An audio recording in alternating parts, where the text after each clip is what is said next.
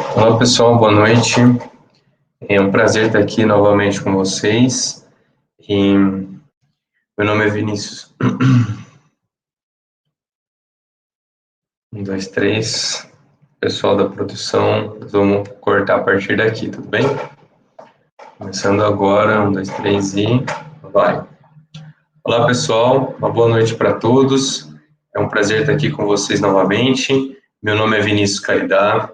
Eu sou superintendente da área de plataformas digitais de atendimento do Itaú. Também sou professor do MBA da FIAP e participo ativamente aqui das comunidades da AWS, como a AWS Machine Learning Hero e líder do grupo de usuários de São Paulo, e também da comunidade do Google, né, como Machine Learning Expert, também como líder do grupo de TensorFlow aqui em São Paulo e mentor das startups de São Paulo.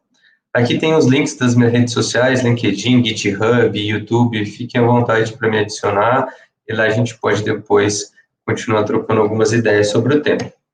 E hoje, o tema da palestra de hoje é uma introdução às redes neurais convolucionais e o processamento de imagem, né? A gente sabe que isso é um problema que está presente em diversos negócios, né, em diversas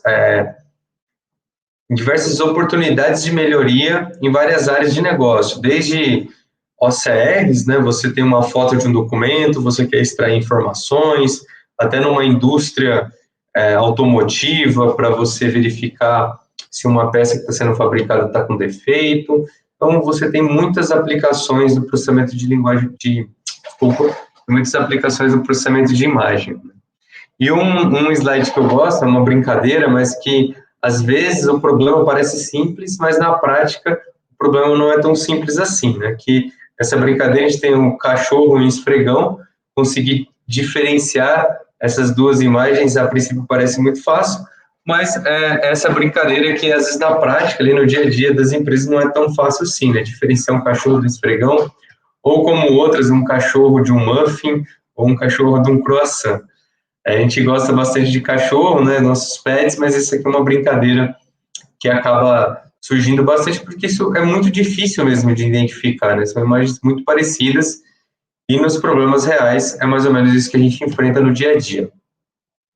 Outro ponto importante, eu queria compartilhar com vocês rapidamente, é sobre a questão de eu, muitas vezes, poder consumir uma API que está pronta para ser consumida como um produto de um cloud provider, né, como do Google, Amazon, IBM, Microsoft. Né? Nesse caso que eu estou usando é o exemplo do Google, onde eu tenho uma API de imagem, eu mando uma imagem e ela me dá ali objetos que estão sendo identificados, como um céu, né, uma casa, um gramado, ela vai me identificando. Isso você pode consumir uma API direta do Google, ele já vai te dar essas informações. Muitas vezes a gente tem uma demanda muito específica, como, por exemplo, aqui na parte de baixo do slide, onde eu mostro as mesmas imagens, mas a classificação que eu quero aqui não é objetos que estão aparecendo na imagem, mas eu quero classificar se existe uma construção nessa imagem, em qual o tipo arquitetônico dessa construção. Para isso, não existe uma API pronta para ser consumida, você precisa criar o seu modelo do zero, customizado. Né? E por isso, quando você vai criar um modelo customizado, você precisa conhecer um pouco mais sobre os conceitos de rede neural, de alguma matemática que tem por trás, né, dessas arquiteturas mais avançadas, como treinar e assim por diante. E a minha pretensão aqui não é dar um curso completo, existem muitos detalhes bastante complexos de tudo que tem por trás, mas é dar uma introdução para vocês entenderem um pouco de qual é a noção intuitiva do funcionamento de uma rede neural convolucional, como que a gente implementa uma primeira rede neural de vocês de maneira relativamente simples, usando um framework que é o TensorFlow e Keras, que são frameworks open source e facilitam bastante a nossa vida na hora de criar esse tipo de rede neural. Então, vamos lá. Para explicar, ou para tentar explicar de uma maneira mais intuitiva possível, eu vou começar com um exemplo muito simples, tá? Tem uma pessoa, ela vai digitar coisas no computador, mas esse computador é um computador muito simples, ele só tem 2 caracteres no alfabeto. uma barra para a esquerda e uma barra para a direita. Só tem 2 caracteres. Né? E esse caractere, quando ele é digitado no teclado, na tela, ele é representado por uma imagem de 4 pixels. Então, essa é a ideia aqui desse exemplo bem simples, tá bom? Então, essa pessoa pode digitar ali esses caracteres. E quando eu olho para esses caracteres, né, como uma imagem que aparece na minha tela, eles são representados por 4 pixels, e esses 4 pixels podem assumir, cada pixel, né, pode assumir 2 cores, a cor cinza e a cor vermelha. Tá? Então, se o usuário digitar, por exemplo, o caractere barra para direita, ele vai ter o primeiro caractere como vermelho, o segundo cinza, o terceiro cinza e o quarto vermelho. Essa é a representação por imagem desse caractere. Tudo bem? E aí o caractere barra para a esquerda, ele muda, né? O primeiro caractere é cinza, o segundo é vermelho, o terceiro é vermelho e o quarto é cinza. Certo? E aí, uma coisa super importante que vocês precisam ter em mente é que o computador ele não consegue processar uma imagem diretamente. A gente sempre tem que converter essa imagem em número, porque o computador vai fazer cálculos vetoriais, matriciais e outros cálculos por trás para chegar num resultado final.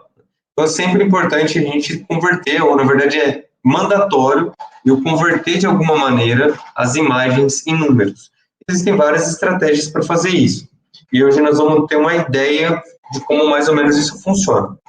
A primeira coisa, que é bastante simples, é eu pegar e dizer o seguinte, olha, pixels vermelhos vai virar o número 1 e pixels cinzas vai virar o número -1. Então, essa imagem inicial, que é uma imagem, né, uma barra para a direita, ela é representada por 4 pixels e cada pixel desse vai ser representado por um número. Então, eu tenho uma matriz 2 por 2 de números 1 e -1 que representa essa imagem. A mesma coisa para a barra do lado esquerdo. O desafio é, uma vez que eu tenho essa representação numérica, que conta é possível eu fazer para ajudar o computador a distinguir quando é uma barra, quando é uma imagem de uma barra para a direita, quando é uma imagem de uma barra para a esquerda. E aí, a gente pode pensar em algumas estratégias. Por exemplo, eu vou transformar essa matriz num vetor, né? Eu vou esticar aqui, ó, o primeiro elemento vira o primeiro elemento, o segundo e assim por diante, mas agora de forma vetorial. Eu poderia somar. É uma coisa simples, vou somar todos os números. 1 mais -1 mais -1 mais 1 vai dar 0, né? Se eu fizer, eu tenho que seguir a mesma expressão matemática na parte de baixo, quando eu somo tudo, também dá 0. Portanto, se minha estratégia fosse o seguinte, pega uma imagem, pega os pixels dela, se for pixel vermelho vira 1, se for cinza vira -1, transformo isso num vetor, somo todos os elementos, o resultado que dá, que vai diferenciar o que as imagens que inicialmente eu estou trabalhando, não vai dar certo, porque eu tenho duas imagens diferentes que dão o mesmo resultado. Então, depois de todo esse cálculo, então, o computador não iria ser capaz de fazer essa classificação. Vamos fazer a multiplicação. Mesma coisa, quando eu multiplico tudo, os dois resultados são iguais, né? Dá 1 e 1, isso não funciona. Poxa, como que seria uma possível abordagem, então, para fazer esse cálculo? Né? Uma possível abordagem é eu criar um grupo de operações que facilite eu chegar no melhor resultado possível. Tá? Esse exemplo bastante simples, a gente vai evoluindo, tá? Mas nesse primeiro exemplo bastante simples, nós vamos usar esse conjunto de operação. Soma, subtração, subtração e soma. Eu vou chamar para ficar mais fácil de mais, menos, menos, mais, ok? E esse valor vai multiplicar os números que eu tenho no meu vetor, né, que representa a imagem. Quando eu não tenho nenhum número na frente do sinal da equação, isso quer dizer que eu tenho o número 1. Portanto, quando eu faço 1 vezes 1, dá 1. Menos 1 vezes menos 1 também dá 1. Como a gente viu, operação matemática na multiplicação, menos com menos dá mais. Mais com mais dá mais também. Menos com mais e mais com menos dá menos, certo? Então, quando eu faço toda essa conta, 1 vezes 1 dá 1, menos 1 vezes menos 1 dá 1, menos 1 vezes menos 1 dá 1, 1 vezes 1 dá 1. Quando eu faço essa somatória, 1 mais 1 mais 1 mais 1 dá 4. Quando eu aplico o mesmo conjunto de expressões matemáticas aqui embaixo, então 1 vezes menos 1 Dá menos 1, porque mais com menos é menos. Menos 1 vezes mais 1, menos 1, e assim sucessivamente me dá um resultado menos 4. Poxa, agora eu consegui diferenciar. Portanto, agora eu consigo criar uma regra. Se o resultado dessa sequência de operações der positivo, quer dizer que a imagem que eu estou processando é uma barra para a direita. Se der negativo, é uma barra para a esquerda. E esse conjunto de operações que estão aqui, representadas na matriz, né, da minha imagem, a gente chama de filtro. Então, é importante vocês já terem esse nome aqui na cabeça. Tudo bem?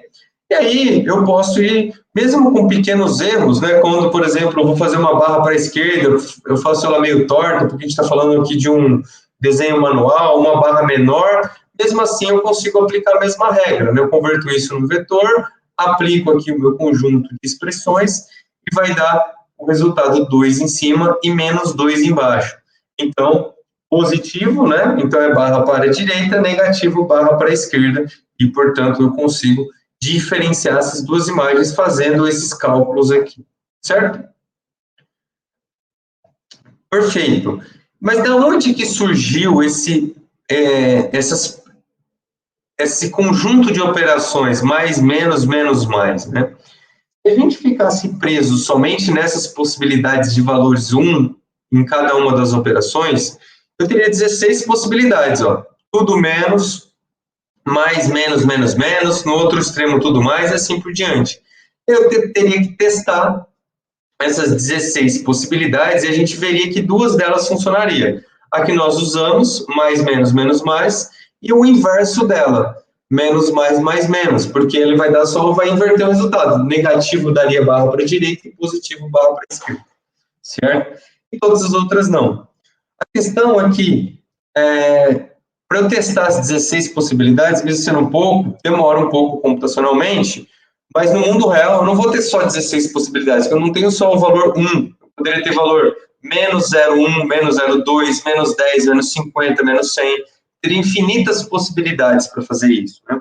Então, por isso que a rede neural, e aí eu não vou entrar muito nesse detalhe nessa nossa palestra, mas quem quiser conhecer mais, vale muito a pena entender um mecanismo que chama backpropagation.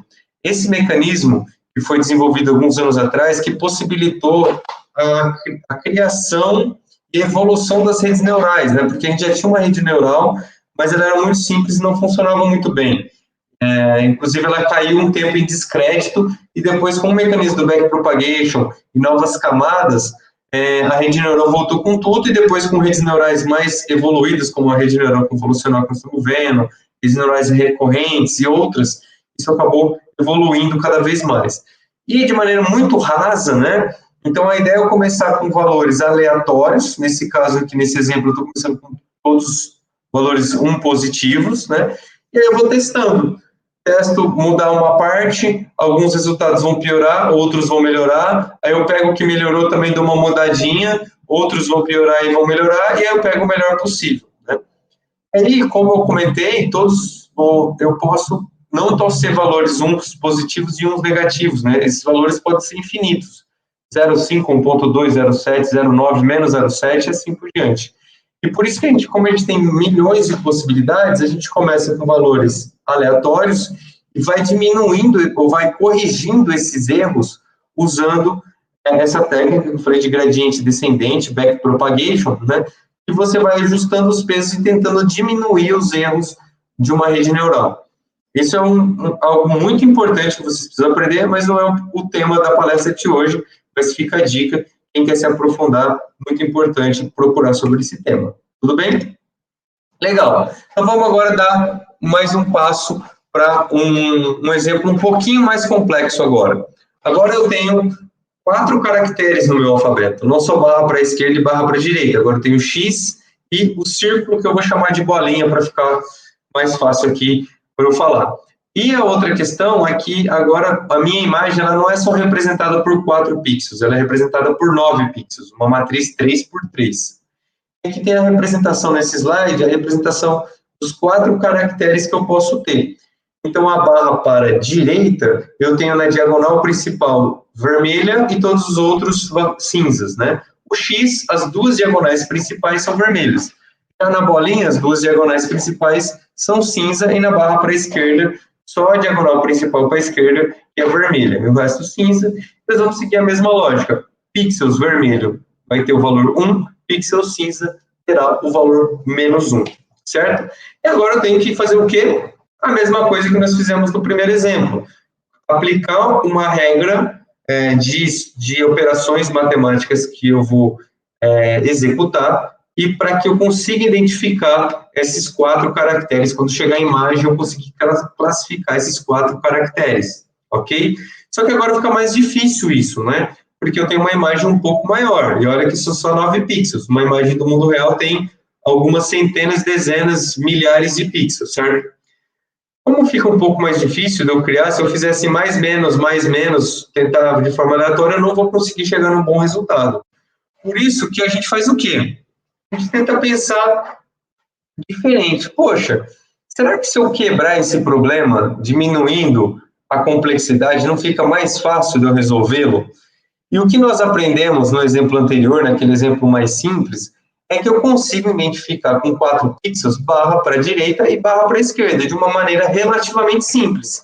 E se nós olharmos aqui os novos caracteres que nós temos, a gente consegue quebrar eles em caracteres menores, né? E na verdade, em pedaços menores, onde eles são formados por barras para a direita e para a esquerda. Então, por exemplo, quando eu olho aqui o elemento, o X, né, ele é formado por esses 9 pixels, se nós pegarmos só os 4 primeiros, a gente vai identificar uma barrinha pequena aqui para a direita, né, que está representada aqui, os 4 primeiros caracteres. Se eu pegar os 4 primeiros pixels, desculpa, se eu pegar os outros 4 pixels, esses que eu estou passando o mouse aqui em cima, vocês vão ver que dá para identificar uma barra para a esquerda, que está sendo representada aqui por esse outro quadradinho. E assim sucessivamente. Se eu pegar a bolinha, os 4 primeiros caracteres, eu vou identificar uma barra para a esquerda também. E assim por diante. Então, o que esse desenho está nos mostrando? Eu consigo representar cada imagem nova, que é o X, bolinha, barra para a esquerda e barra para a direita, que são 9 caracteres, por 4 grandes pedaços, tentando identificar barrinhas menores, né, aquela barra menor de 2 por 2, dentro aqui de cada cenário. E uma vez que eu consigo identificar isso, eu consigo classificar se essa imagem, essa junção de pequenas imagens é um X, se essa junção é uma bolinha, uma barra para a esquerda ou uma barra para a direita. Essas etapas, que a gente vai ver um pouquinho mais no detalhe, elas são chamadas de camadas de convolução, né, que no inglês é convolution layer, e camadas de pooling. Eu não sei a tradução aqui de pooling, né, eu acho que nem existe uma tradução. E, então, layer aqui de camada, camadas de convolução e camadas de pooling. E depois, a última etapa é chamada de camada fully connected, ou totalmente conectada, ou camada densa, que é onde nós vamos realizar a classificação. Perfeito? Então, nesse sentido, o que nós vamos fazer? Como que mais ou menos é o funcionamento dessa rede, né? Eu vou pegar aquele filtro que nós aprendemos, que era mais, menos, menos, mais, e vou aplicar em cada pedacinho da minha imagem. O que eu aprendi com esse filtro? Quando eu aplico esse filtro e o resultado é positivo, é porque eu achei uma barra para a direita. Se eu aplicar o inverso desse filtro, que é esse que está aqui embaixo, que é menos, mais, menos, quando der positivo, vai ser uma barra para a esquerda. E é isso que nós vamos fazer. Nós vamos passar nesse filtro pedaço a pedaço aqui da minha imagem original, já representada numa matriz de 1 e menos 1. Então, eu pego o primeiro filtro, olha, e aplico nos 4 primeiros elementos dessa matriz. Quando eu faço essa aplicação, o que vai acontecer? 1 vezes 1, 1, menos 1 dá mais 1, menos 1 mais 1, e 1 mais 1. Eu somo tudo, dá 4.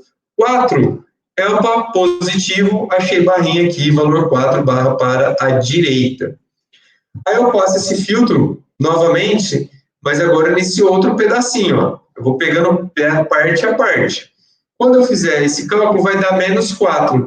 Menos 4, não achei nada. Passo na outra camada. Vai dar menos 4 não é nada. E passo na última, quando eu faço o cálculo, dá 4 barra para a direita.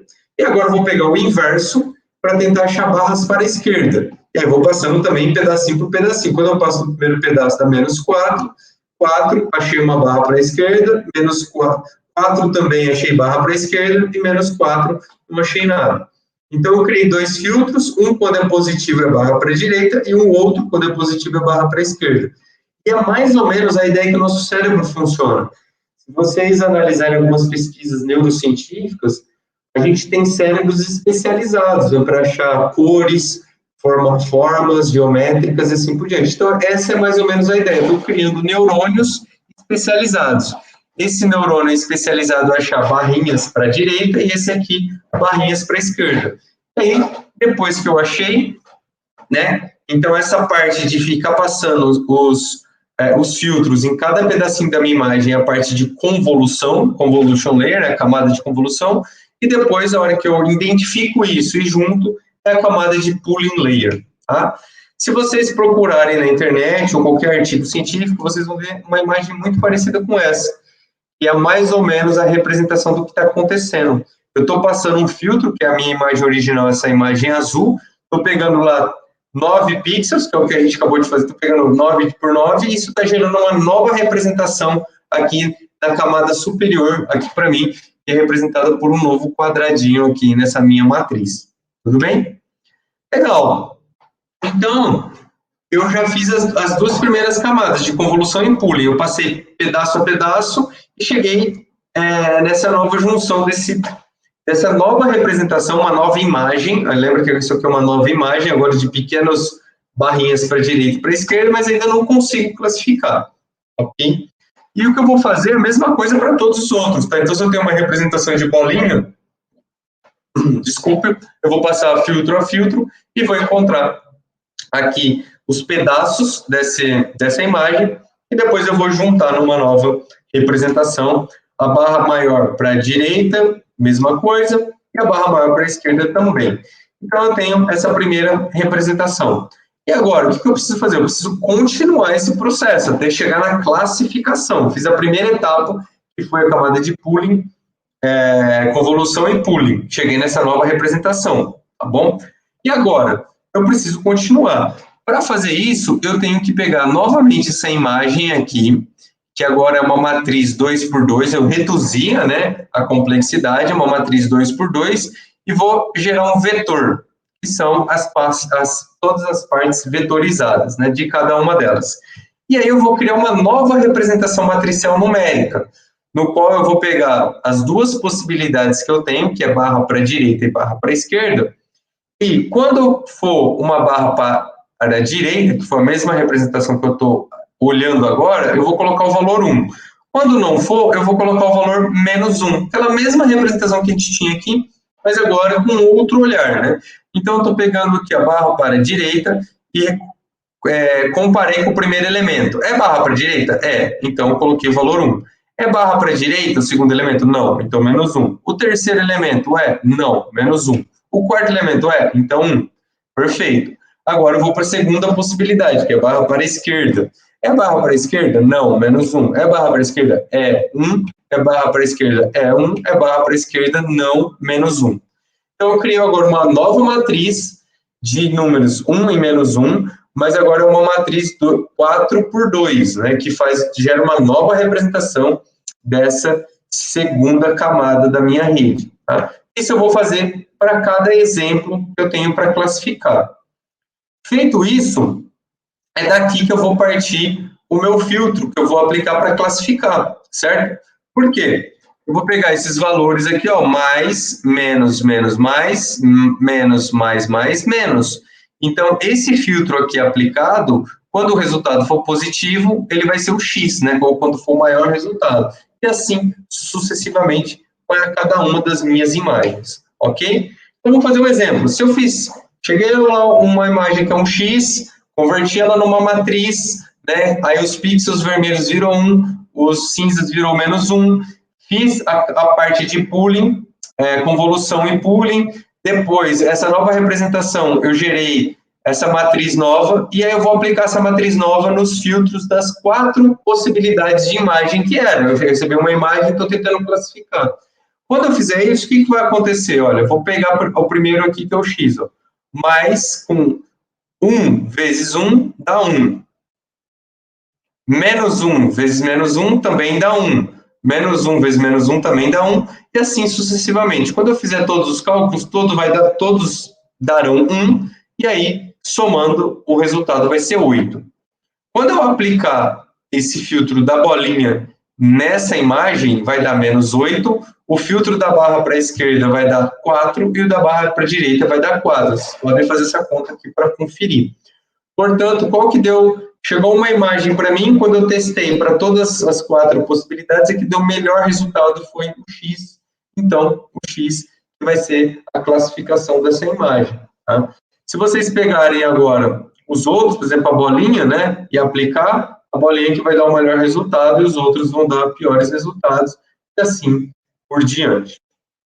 Ok? Então, a gente tem aqui, né, a primeira camada, as duas primeiras camadas de convolução e pooling, e depois eu tenho a camada totalmente conectada e densa, e assim forma a minha rede eu consigo fazer essa classificação. Aqui tem um GIF que mostra mais ou menos essa ideia, olha.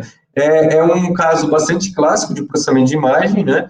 Eu tenho números de 0 a 9 feito à mão, aqui é a camada de input, onde chega o número, e aí tem a primeira camada de convolução, a segunda e a terceira, e aí se vocês forem vendo, a gente vai diminuindo, então na primeira camada dá para ainda identificar o número, olha, mas ele já está com cores diferentes, eu estou tratando aqui o RGB, depois só dá para identificar pequenas partes, um risquinho na diagonal, na vertical, na horizontal, e por último são pixels mesmo, pixels coloridos, não dá para identificar um número olhando para a terceira camada, fui quebrando esse problema. E a última camada, que é a camada densa, que é a camada de classificação, né? E aqui o resultado final que ele está me dando, olha, aqui deu 7 com 99% de confiança, 2, e assim sucessivamente, tá? Então, recapitulando aqui a rede neural, né, eu tenho que ter nessa minha rede 8 neurônios na primeira camada. Por quê? Cada imagem que vai chegar para mim, eu vou quebrar ela em 8 partes. Lembra que eu pego aqui um pedacinho de 4, outro pedacinho de 4, e assim por sucessivamente.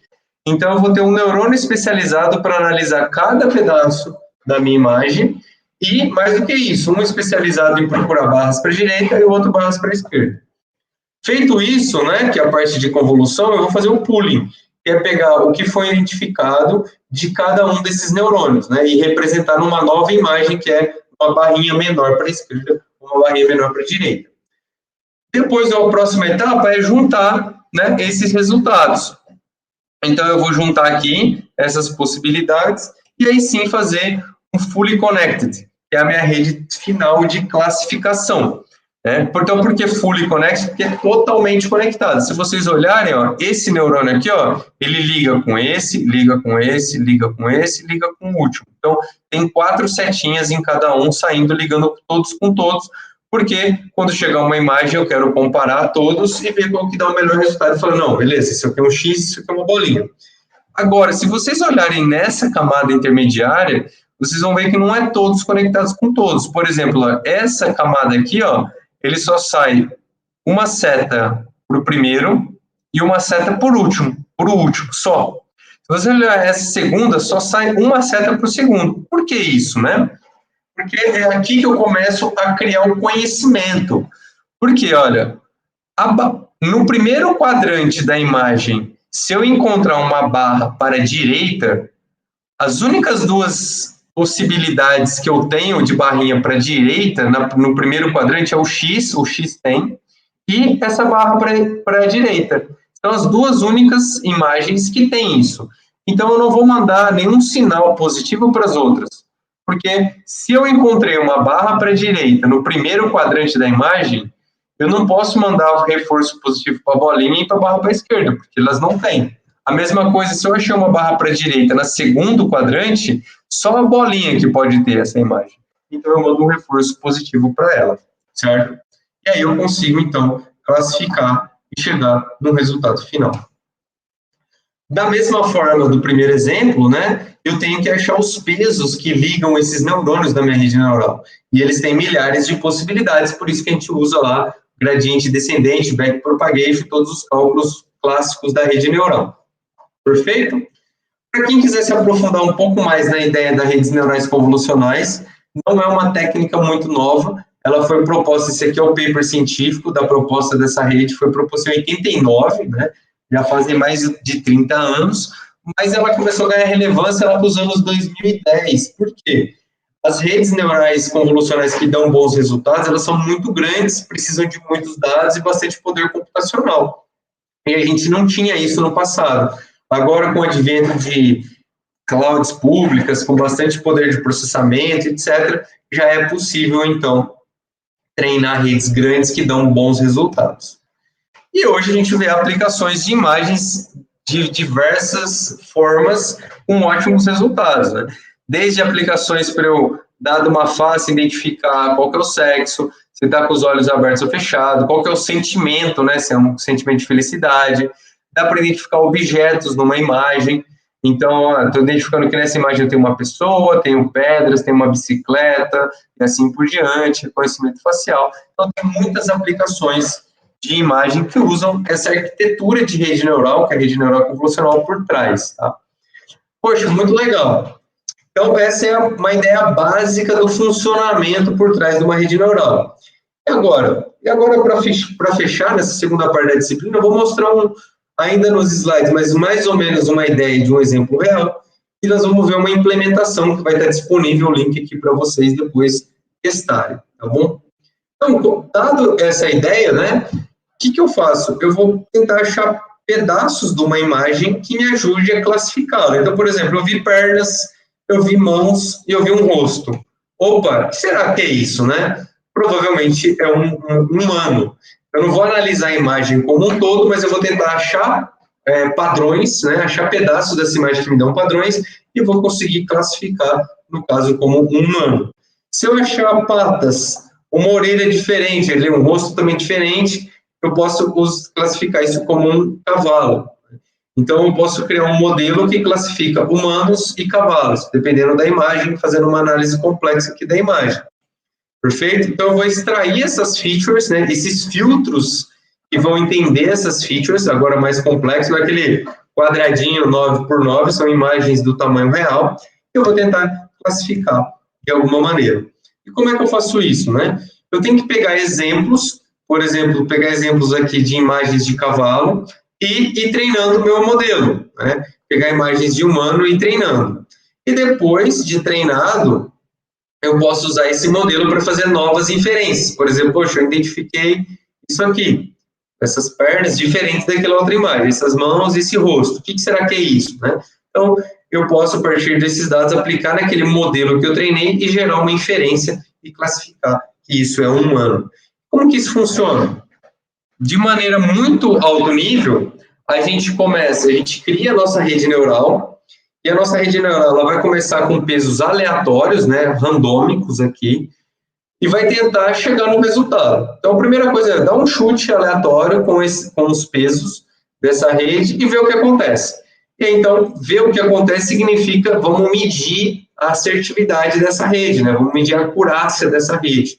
Feita essa medida, a gente consegue, então, identificar quanto que eu estou errando e retroalimentar esse modelo e ajustar os pesos dessa rede. E aí eu vou fazendo esse fluxo até chegar num resultado aceitável, né? E diminuindo o erro. É mais ou menos isso que a gente faz quando eu mostrei aquele quadro de ajuste dos pesos do gradiente descendente do backpropagation. Tem uma matemática relativamente complexa por trás, a gente tem que calcular o erro, depois do cálculo do erro tem que calcular a derivada do erro pela derivada do peso, então tem alguns cálculos relativamente complexos, multiplicações matriciais, etc., mas que a gente pode usar, no caso a gente vai usar aqui o TensorFlow com o Keras, que ele abstrai essa complexidade de cálculo para a gente, ele já tem isso pronto, a gente só vai implementar algumas partes do código de forma bastante simples. Tudo bem? Como que é essa implementação, né? Para eu criar o meu modelo, um modelo relativamente complexo, eu vou criar ali com meia dúzia de linhas de código, bastante simples. Então, a primeira linha de código, eu vou criar o meu modelo. Eu dou o nome que eu quiser, que eu estou chamando de model. E esse model, eu vou falar que ele é do tipo TF, que é de TensorFlow, Keras, um modelo sequencial. Então, é na biblioteca que nós estamos usando aqui, esse framework. Ele é open source, mas ele é mantido pelo Google, mas ele é gratuito, ele é open source, tá? Aí a gente vai começar a falar assim, ó, esse modelo TF-Keras vai ter uma primeira camada, essa layers aqui, que é uma camada de convolução. Então, toda aquela complexidade da P3 ele abstrai. Eu só falo para ele, ó, cria uma camada de convolução para mim, perfeito? E essa camada de convolução, ela vai receber, né, algumas variáveis, né? Ela vai receber uma variável, ela vai receber uma imagem, na verdade, que tem um tamanho 300 por 300, então a imagem é 300 por 300 pixels, uma matriz 300 por 300, e é mais uma terceira variável que tem 3 elementos, que é o RGB da imagem. Então, você vai receber isso como input, tá? E o filtro que você vai passar tem essa configuração aqui, ó, 3 por 3. A gente vai usar uma função de ativação que a gente chama de ReLU, é uma função de ativação dentro da rede neural. A gente vai criando. Então, beleza, recebi essa rede convolucional. Lembra que depois da convolução eu faço o pooling, e aí eu poderia já parar por aqui. Mas como é um problema um pouco mais complexo, eu vou criar mais uma convolução para diminuir ainda mais, e depois mais outra convolução. Então, aqui uma convolução com pooling, outra convolução com pooling, outra convolução com pooling. Eu crio 3 camadas de convolução para ir reduzindo a complexidade do meu problema. Feito isso, eu faço o que a gente chama de flatten. O que é o flatten? É aquela parte de eu fazer o vetor, né, daquela representação que eu cheguei, e aí fazer a parte do fully connected, que é a parte de classificação, que a gente chama de camada densa. Então, eu tenho uma primeira camada densa para receber todos os elementos que eu processei até agora, e por fim eu tenho uma última camada densa de um neurônio só. Por quê? Porque eu tenho só 2 classes, ou é humano ou é cavalo. Então, ele vai me dar uma probabilidade. Quanto mais próximo de 0 é cavalo, quanto mais próximo de 1 é humano, certo? Então, aqui eu monto a minha rede. E aí, só para, de maneira muito rápida, explicar o que é uma camada, né? Tá vendo que eu uso aqui, ó, em cada camada da minha rede eu uso uma função de ativação ReLU e só a última sigmoide. De maneira muito simples, a sigmoide ela é uma função de ativação que aplica essa função matemática aqui, ó, 1 sobre 1 mais e elevado a z, onde o e é o número de Euler, que é 2,71 alguma coisa. Então, quando eu substituo z por um número, aqui que é o número que veio da camada anterior, ela sempre, quando eu executo essa função matemática, ela sempre me dá um valor entre 0 e 1, sempre. Por isso que ela me dá essa noção de probabilidade. E ela é usada na última camada de classificação. Já a ReLU não. A ReLU ela é negativa. Ela zera, desculpa, todo valor negativo. Então, independente do valor que entrar, se entrar menos 10, menos 5, sempre vai sair 0 no meu eixo Y. E todo valor positivo ela repete. Então, ela zera a negatividade e repete o valor positivo. Por isso que ela é melhor para etapas de aprendizado da minha rede. Por isso que eu uso ela em todas as camadas anteriores. Só um briefing. Mais uma vez, aqui para vocês verem que existem várias questões importantes, técnicas por trás, que quanto mais vocês quiserem aprender e criar seus modelos customizados, vocês vão ter que entrar a fundo nesse conhecimento. Hoje é só uma introdução. E aí, por fim, né, eu criei a arquitetura da minha rede, agora eu tenho que falar para ela o seguinte, olha, dada essa arquitetura, você vai pegar os dados, vai testar, vai ver o resultado e vai ir melhorando, né?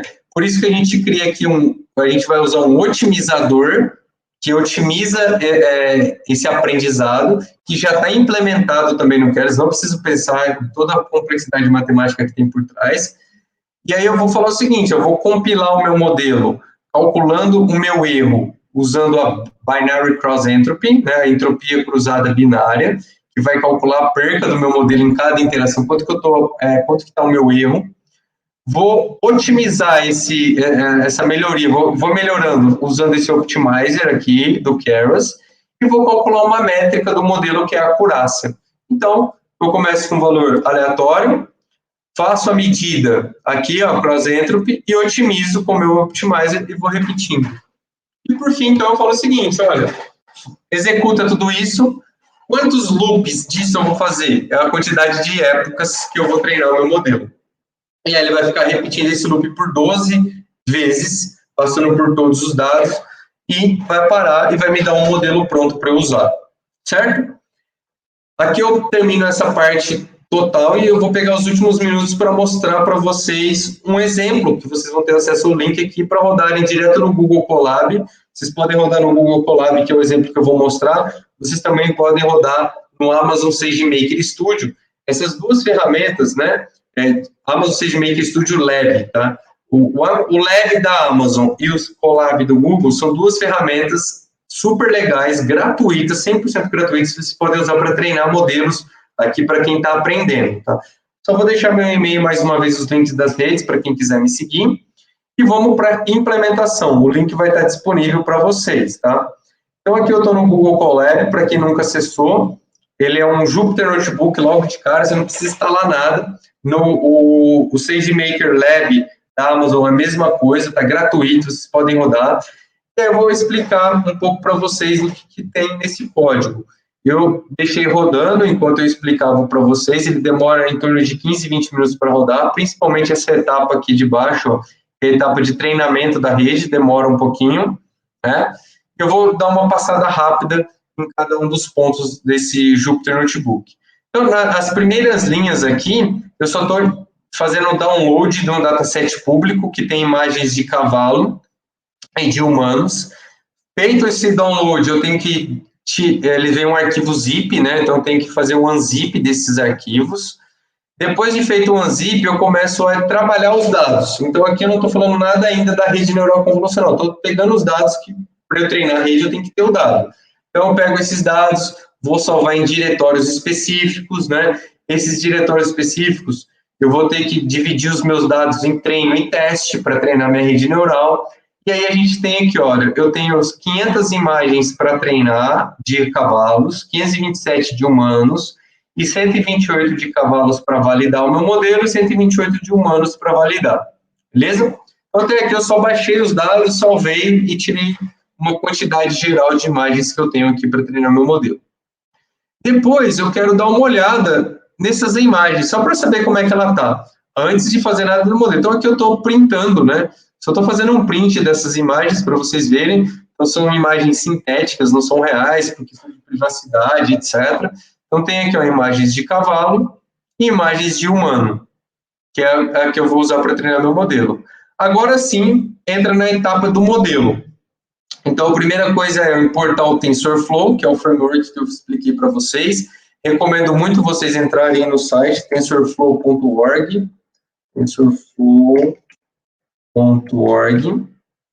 que é o site oficial aqui do TensorFlow, que tem um monte de coisa, tem um monte de curso gratuito, um monte de exemplos, enfim, vale muito a pena navegar, comunidade, quem quiser participar, então vale muito a pena.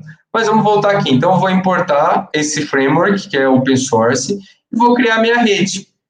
Então, exatamente os mesmos, o mesmo código que estava no slide, eu vou criar o meu modelo, que ele é TF TensorFlow Keras, sequencial, vou criar uma camada de convolução, que vai receber minhas imagens aqui, vou criar uma camada de pooling, depois uma segunda camada de convolução em pooling, uma terceira camada de convolução em pooling e uma quarta camada de convolução em pooling.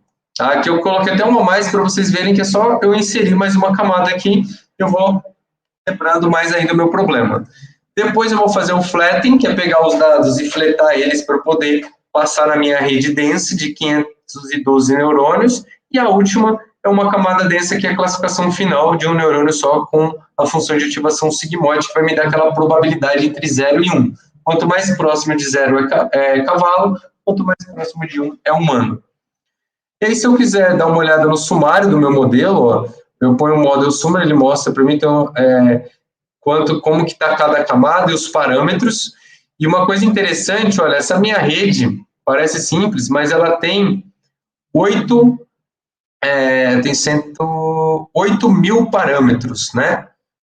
Aqui, milhões, 8 milhões de parâmetros.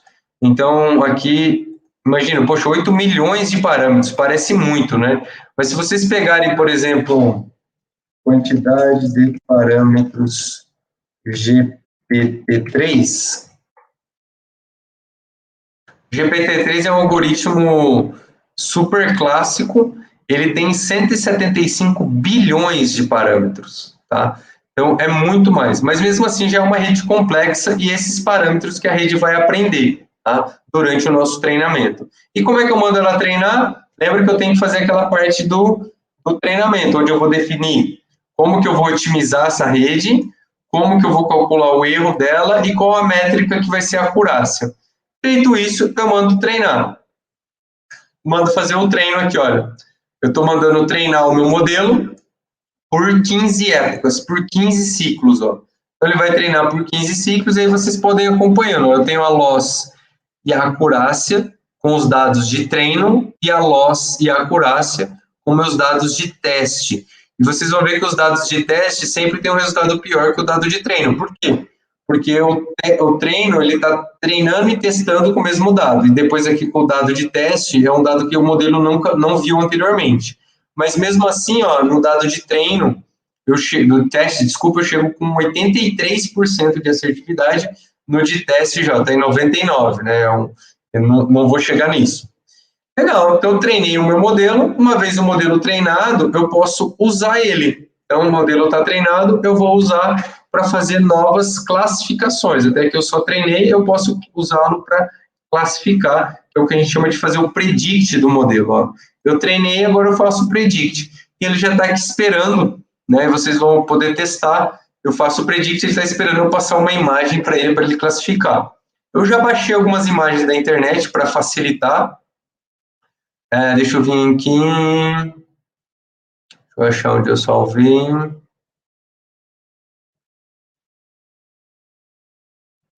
Apresentações e lives.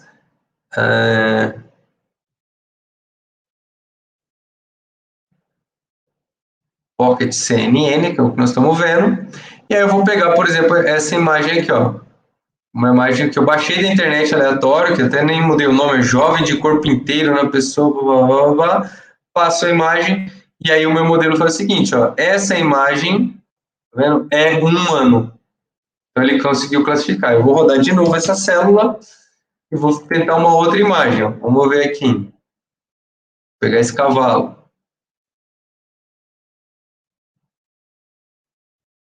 Olha lá, essa imagem download é um cavalo. O modelo acertou de novo. Então, eu estou pegando imagens e estou passando para ele classificar. Tá? Vou pegar uma outra aqui, uma última para fechar esse cavalo rindo. Vamos ver se ele é uma imagem totalmente diferente que ele já viu. É só a cara do cavalo rindo. Olha lá, ele errou, tá vendo? Cavalo sorrindo ele classificou como humano, porque está muito diferente dos exemplos de cavalo que ele viu. Então, ele vai ter a sua margem de erro. E, por fim, só para finalizar aqui por conta do tempo, né, vocês podem fazer algum teste. Eu até baixei aqui uma imagem de um centauro, uma imagem que tem um cavalo e um humano na mesma imagem, e uma imagem de um gato, que eu vou colocar agora. Se vocês vão ver que nessas imagens ele vai errar. Por quê? Ele não treinou para falar. Ele não vai falar, não é um cavalo nem um humano, é um gato. Eu treinei o meu modelo para classificar humano ou cavalo. É só isso que ele aprendeu. Então, sempre vai tentar aproximar de um dos dois. Olha lá, ele falou que essa imagem é um humano, né? E assim vai. Se eu pegar o centauro, vamos ver o que esse modelo vai definir o que é um centauro. O centauro tem uma parte humana e uma parte cavalo. Ele vai tender para um dos lados, porque foi o que o meu modelo aprendeu. Então, eu preciso pensar bem. Olha lá, ele classificou como um cavalo. Pensar bem como que eu crio o modelo. E a última célula aqui dessa implementação, ele me mostra cada etapa do meu modelo. Olha, a primeira camada de convolução, dá para ver as imagens, mas com outro efeito de cor. Depois ele vai quebrando essas imagens cada vez menor até chegar na classificação final, só para vocês verem como que é mais ou menos uma visualização do que está acontecendo em cada uma das camadas do meu modelo. Tem aqui algumas referências e, obviamente, eu já passei os meus contatos, vocês fiquem à vontade para me contactar, mandar dúvidas, etc. Eu quero agradecer mais uma vez a toda a organização do evento pelo convite, é um prazer estar aqui, espero que tenham gostado, e quem quer se aprofundar mais, vale a pena, porque rede convolucional é muito usada para resolver problemas de processamento de imagem no mundo real. Mais uma vez, muito obrigado e até a próxima. Tchau, tchau, pessoal.